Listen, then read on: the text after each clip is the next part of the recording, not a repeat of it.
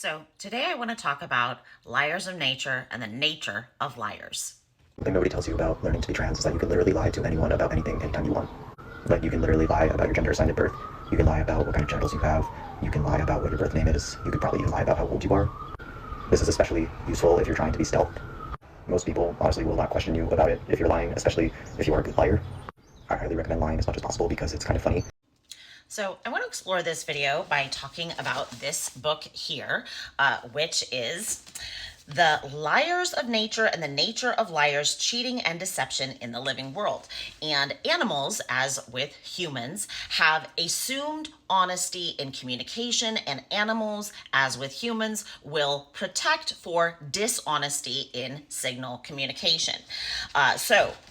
Cheaters are exploiting elements of assumed honesty. This is part of their tactics. But the great thing is that cheating serves a potent selective force that drives evolution on its own. The reason is simple. Cheating favors the cheater and hurts the cheated. However, this spurs the emergence of counter-cheating tactics. So, as those within the transgender ideology, as they attempt to subvert our ability to read cues, for honest cues for sex, our ability to adapt and respond and expose cheating where it exists will also be an adaptive, instinctual response for us.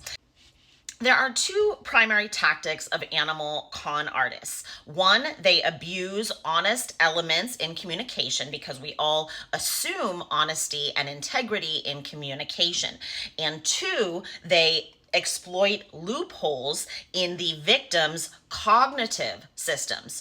So within trans ideology, they are doing both. One, they are exploiting the inherent instinct to assume honesty in signal communication, and they are exploiting our cognitive loop. So by disguising their secondary sex characteristics, they are taking advantage of an existing predisposition to read secondary sex characteristics as one sex or the other.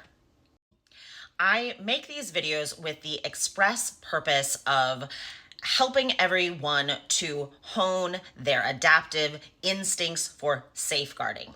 And one of the things I am always trying to expose is how the transgender ideology it presents a safeguarding failure.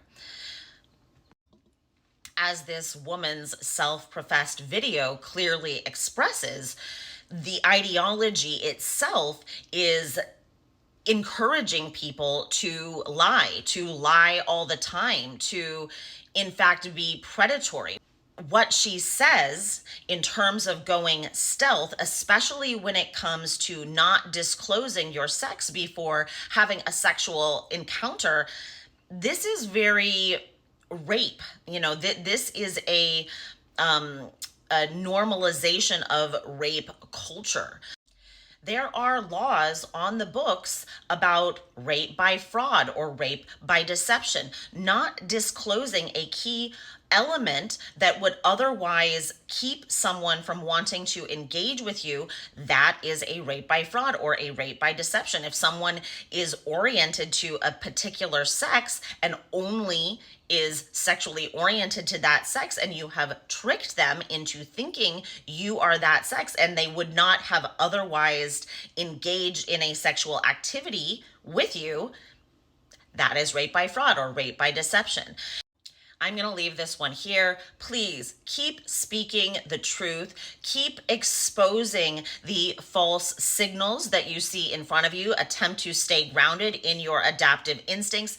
And please, parents, give your kids the tools to be able to do so.